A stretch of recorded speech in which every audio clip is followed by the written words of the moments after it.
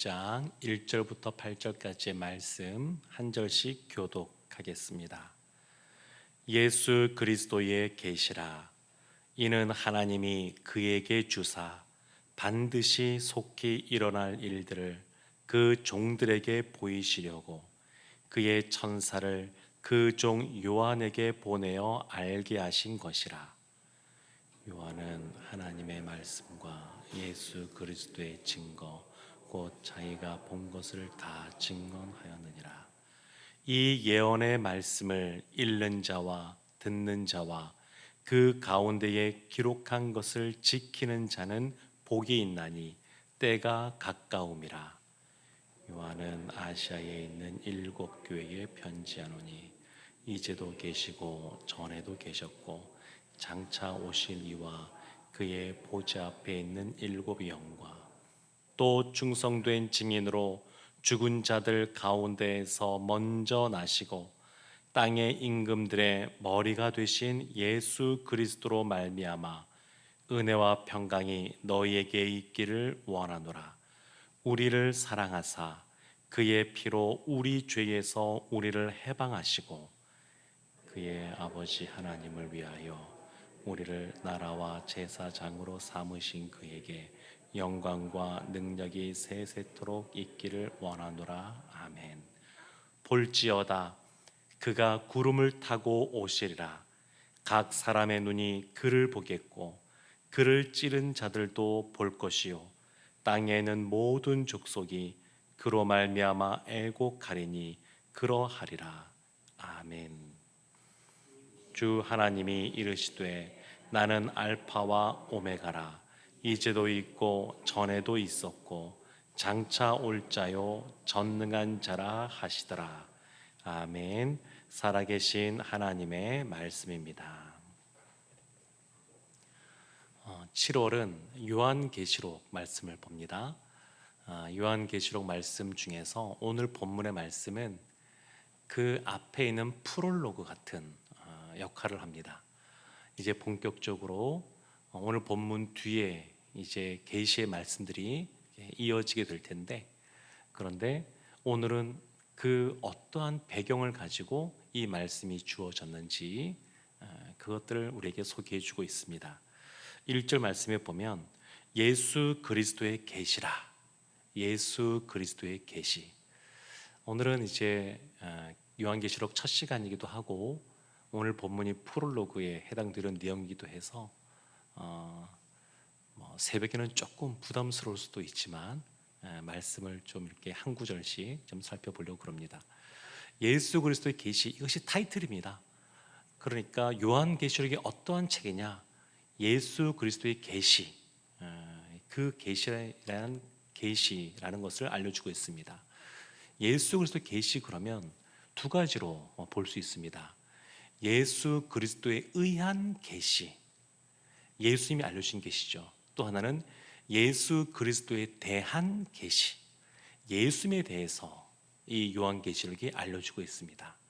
그래서 예수 그리스도의 계시 이렇게 말을 하는데, 이는 하나님이 그에게 주사 반드시 속히 일어날 일들을 그 종들에게 보이시려고 이렇게 말합니다. 반드시 속히. 그러니까 지금 계시록에 나와 있는 이 말씀들은 반드시 이루어지는 말씀이요 또 속히 이루어질 말씀들이다. 이것을 처음부터 강조하고 있습니다.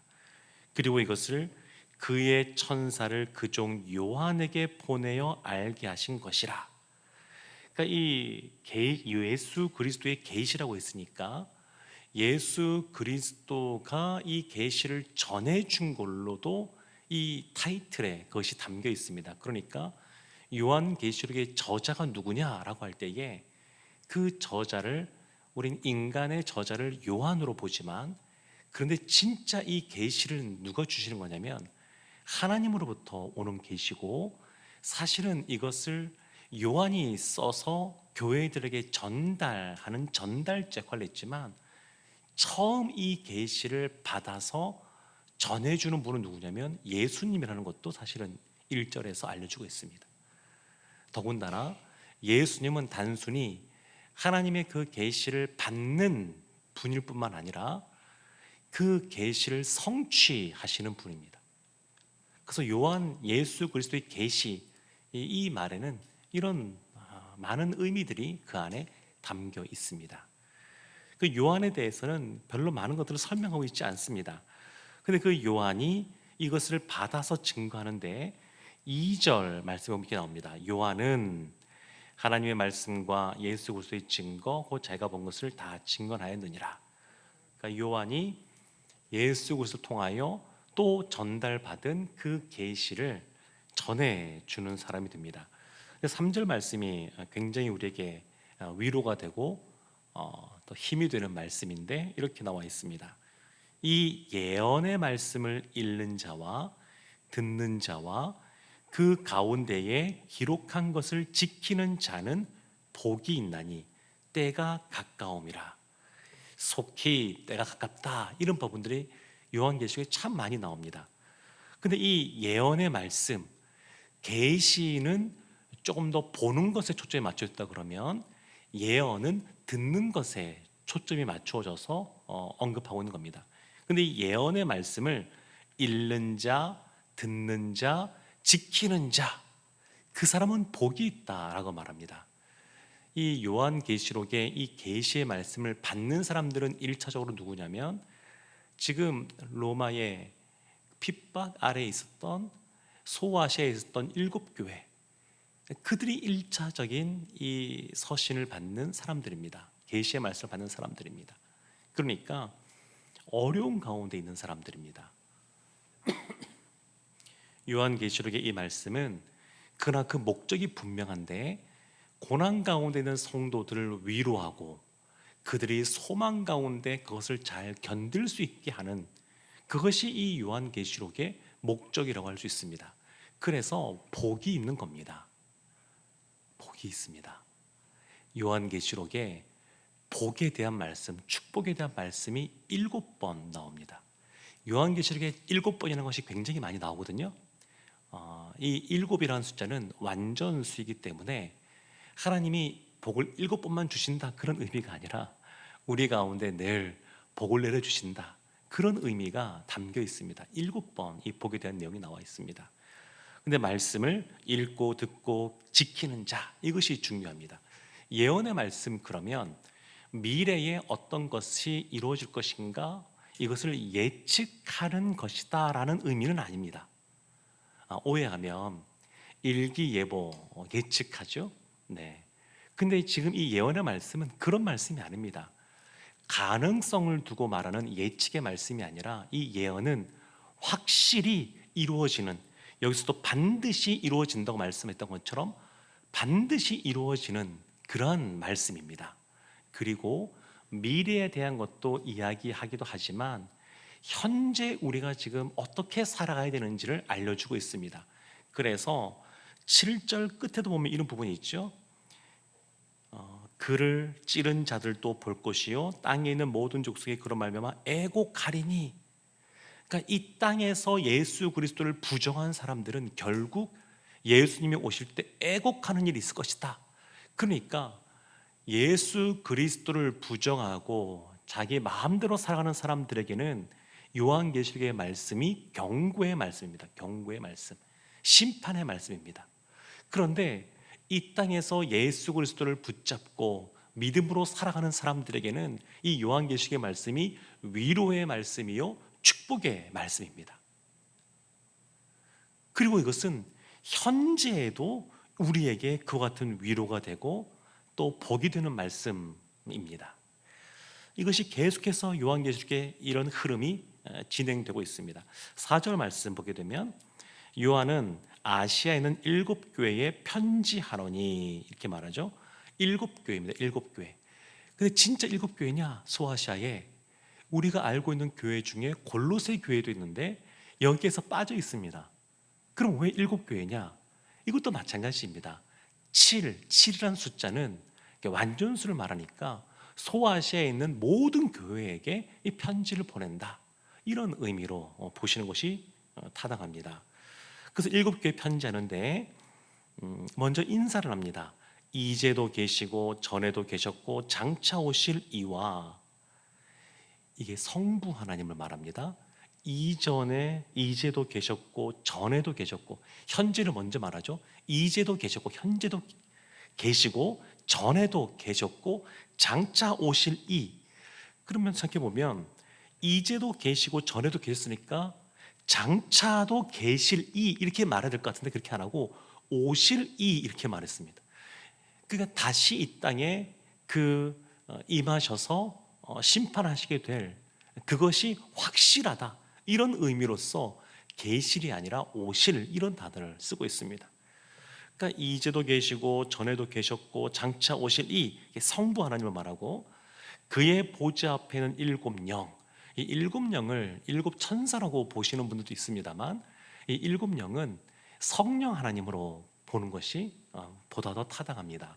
그러니까 성령님의 그러한 일곱 가지 사역, 그 사역으로 이것을 이렇게 표현했다, 이렇게 보는 것이 타당한 것 같습니다. 5절 말씀에는 또 충성된 증인으로, 예수 그리스도를 말하거든요. 성자 예수를 말하는데, 충성된 증인으로 죽은 자들 가운데서 먼저 나시고 부활하신 것이죠. 땅의 임금들의 머리가 되신 예수 그리스도로 말미암아, 예수님이 온 땅에 있는 만왕의 왕이십니다. 근데 그 예수 그리스도로 말미암아 은혜와 평강이 너에게 있기를 원하노라. 초대교회의 인사말이 은혜와 평강인데, 독특한 거는 요한계시록에서는 은혜와 평강을 성부 하나님, 성자, 성령 하나님, 삼위일체 하나님을 언급하면서 지금 인사를 하고 있다는 겁니다. 그렇게 지금 인사를 하고 있습니다. 그러면서 이제 성자 예수님, 예수 그리스도에서 좀 더 설명을 하고 있는데, 예수님이 어떤 분이시냐? 5절 뒷부분에 우리를 사랑하사, 우리를 사랑하시는 분이시고, 그래서 그의 피로 우리 죄에서 우리를 해방하시고, 그래서 우리의 모든 죄를 속죄해 주셔서 우리로 하여금 자유케 주셨고, 6절 말씀에 보면 그의 아버지 하나님을 위하여 우리를 나라와 제사장으로 삼으신 그에게 영광과 능력이 세세토록 있기를 원하노라. 그래서 예수님이 이런 분이라는 겁니다. 여러분, 제사장이라고 하는 것은, 제사장의 역할이 하나님 앞에 그 이스라엘 그 하나님의 백성들, 언약 백성들을 위하여 대신 그 제물을 갖고 나아가는 사람 아니겠습니까? 그러니까 이 제사장, 우리를 왕 같은 제사장으로 삼아 주셨는데, 이 제사장이라는 말에는 우리가 다른 이들을 위해서 제사장이 그랬던 것처럼 중보하는 사람, 중보 기도하는 사람, 그런 사람이 되던 뜻도 있고, 제사장 이 말에는 제사장처럼 다른 이들 가운데 복음을 증거하는 그러한 역할도 감당해야 된다는 것도 사실은 알려주고 있습니다. 그러면서 7절, 8절 말씀에 볼지어다, 참 이런 부분도 많이 나오는데, 그러니까 지금 이제 강조하는 겁니다. 지금 이제 임하게 될 그 심판이 이제 분명하게 속히 반드시 임할 것에 대해서 좀 강조하면서 볼지어다 이렇게 말하는데, 그가 구름을 타고 오시리라. 각 사람의 눈이 그를 보겠고 그를 찌른 자들도 볼 것이요 땅에 있는 모든 족속이 그로 말미암아 애곡하리니 그러하리라. 예수님의 초림 때는 그냥 사람들이 잘 알지를 못했습니다. 그런데 재림 때는 온 우주적으로 모든 사람들이 다 아는 상태에서 예수님께서 재림하실 것이다, 그것을 알려주고 있습니다. 8절 말씀에 보면 주 하나님이 이르시되, 지금 하나님을 말합니다. 주 하나님이 이르시되 나는 알파와 오메가라. 이제도 있었고 이제도 있고 전에도 있었고 장차 올 자요 전능한 자라 하시더라. 알파와 오메가, 헬라어 알파벳을 보면 제일 앞에 있는 것이 알파고 제일 마지막에 있는 것이 오메가인데, 하나님께서 이 시간의 처음과 마지막이라는 거거든요. 모든 시간을 주관하시는 분이 하나님이시라는 것을 드러내는데, 만약에 알파와 오메가를 말하면 그 사이는 어떠하냐?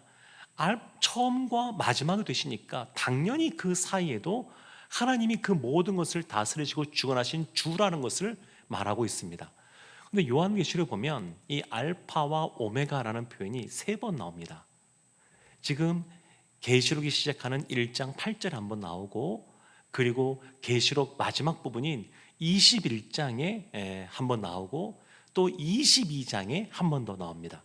근데 이 3번 알파와 오메가라고 나오는데, 2번은 성부 하나님을 일컫고 한 번은 성자 예수님을 일컫습니다.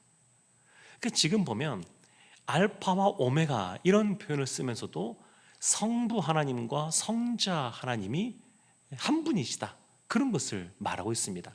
그래서 1절에 보면 예수 그리스도의 계시라고 말하고 있는데, 8절에서는 그 하나님이 알파와 오메가로 말하고, 그리고 이 알파와 오메가인 하나님으로부터 계시가 예수 그리스도 통하여 전해진 것이기 때문에, 또 알파와 오메가가 예수 그리스도이기 때문에 알파와 오메가의 말씀, 알파와 오메가의 계시라고 말해도 무방합니다.